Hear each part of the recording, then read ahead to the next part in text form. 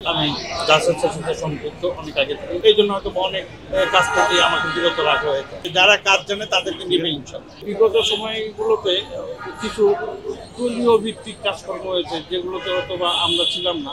কারণ হচ্ছে যে আমরা শিল্পীরা স্বাভাবিক ব্যাপার, শিল্পীদের একটা স্বাধীনতা থাকতেই পারে, তাই না?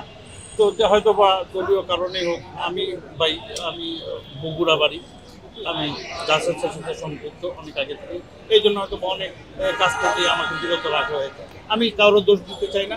আমার কথা হচ্ছে যে প্রপার কাজ হলে, প্রপার আর্টিস্ট যদি আমরা হয়ে থাকি, আমরা যদি জাত শিল্পী হয়ে থাকি, আমাদেরকে আজকে হলেও নিবে, কালকে হলেও নিবে, ভবিষ্যতেও নেবে ইনশাল্লাহ। আমি এই আশা ব্যক্ত করি।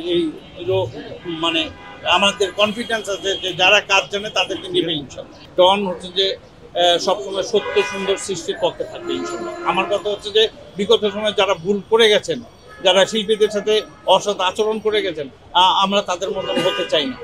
আমরা চাই আমাদের হৃদয়টা আরো বড় হোক, আমাদের শিল্পীদের হৃদয় আরো বড় হোক। আমরা সবাই